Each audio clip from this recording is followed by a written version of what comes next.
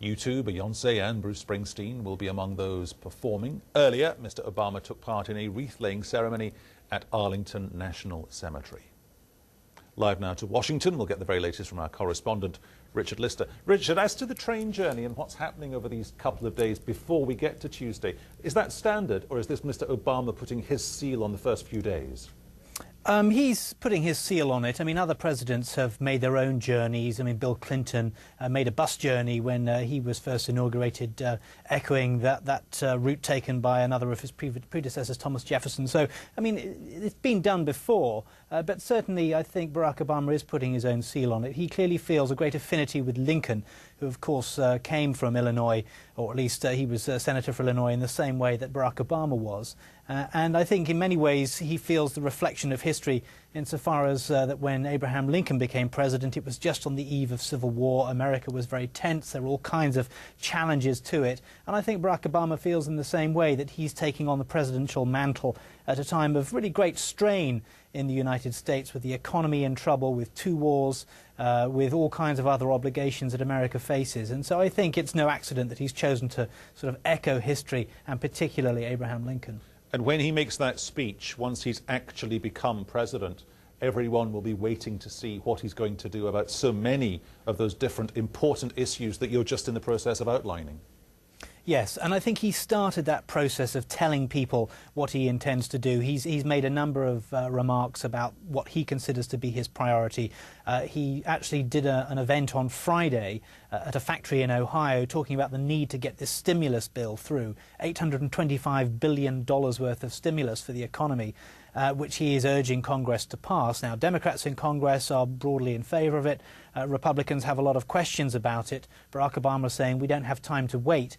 We need to get this through really next month if it's to have the kind of impact that we need it to do. He knows, I think, at this stage he has a lot of political capital, but he needs to spend that very quickly, because the longer his presidency goes on for, the more difficult it will be to sort of twist arms. At the moment, there's a great feeling of optimism about what he can accomplish, and he knows that Congress feels that too, so he has to make the most of it quickly.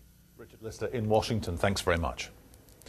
And we'll bring you live coverage of Barack Obama's inauguration here on BBC World News, starting at 1600 GMT on Tuesday, January the 20th. Also in the programme.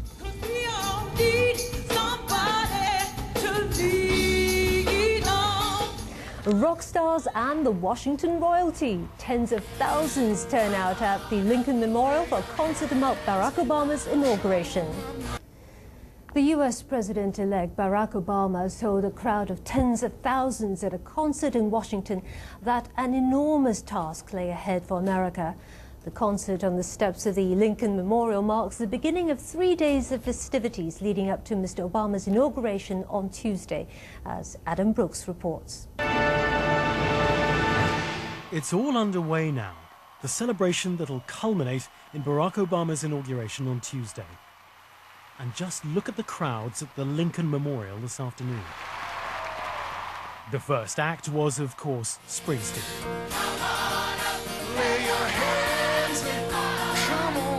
And if Obama's victory has an anthem, this is probably it.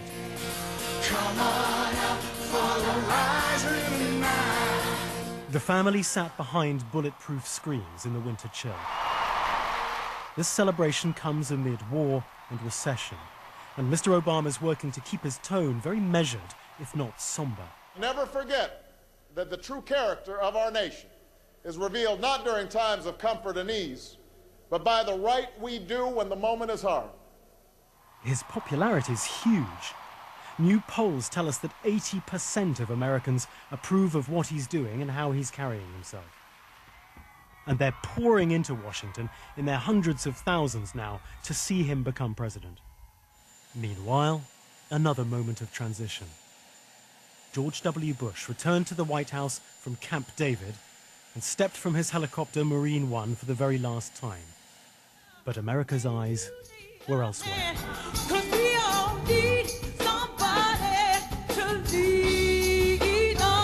Adam Brooks, BBC News, Washington. Joining me from Washington is our correspondent Richard Lister. Richard, I'm assuming that you've been following all the events going on at the Lincoln Memorial. What's the mood there? Well, it's been quite a day, really. The concert that you referred to there has now finished, but it was pretty spectacular. Some of the biggest names in show businesses were here, everyone from Beyonce to U2. Bruce Springsteen kicked it off, but it wasn't just simply a lineup of stars doing their sort of best-known numbers. It was really a chance for them to also talk a little bit about American values, American democracy, and this very sort of historic moment that Washington is going through at the moment. So there were a lot of well-known songs sung as cover versions by some of the most contemporary famous stars of today. So it was an extraordinary day. Barack Obama sat at the edge of the stage in a bulletproof booth with his family, clearly enjoying the whole thing. They were on their feet a number of times, dancing and swaying with the music. The president-elect also addressing the nation, indeed the world, at this event.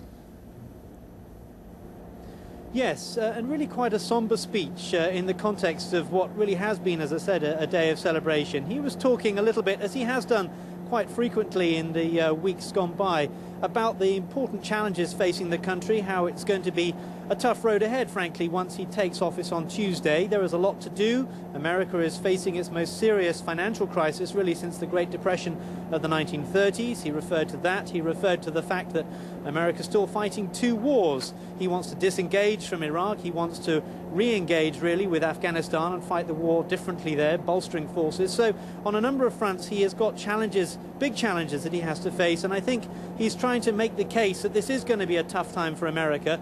He realizes a lot of people expect a lot from him, but it is going to be quite a hard road ahead. Richard, thank you very much for that update. Richard Lister, our correspondent in Washington. Now, last-minute preparations are underway for the groundbreaking inauguration of Barack Obama as America's first African-American president. Up to 2 million people are expected in Washington, D.C. Let's go live there now to the National Mall in the capital. And Philippa Thomas, crowds gathering, we can see, Philippa, all day.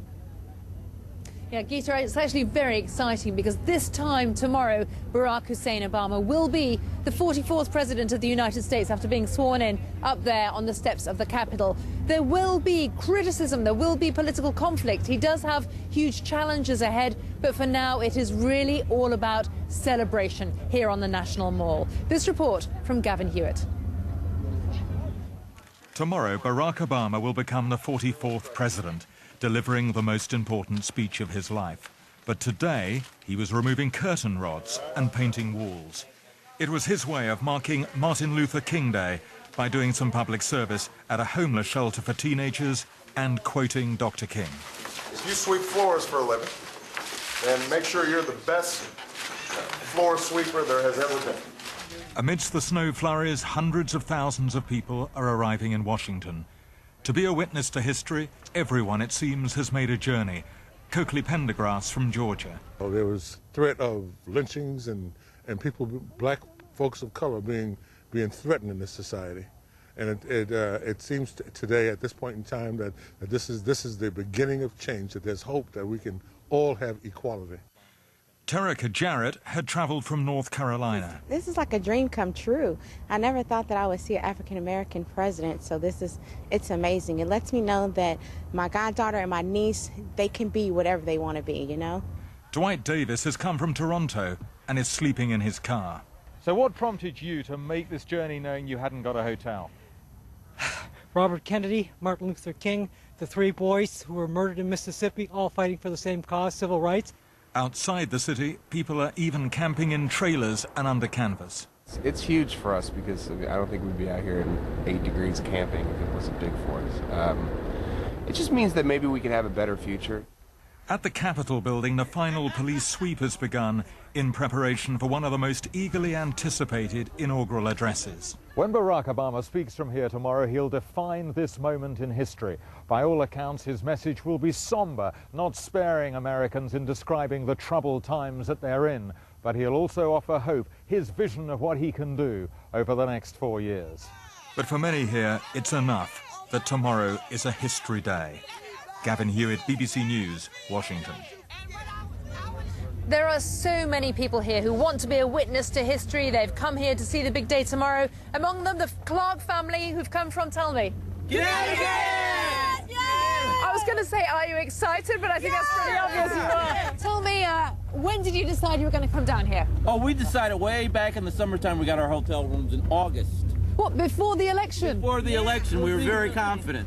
So do you feel you're all a part of history? Yes. Yes. Okay. And you're the youngest. Did you talk about this at school? What's been happening? Yes.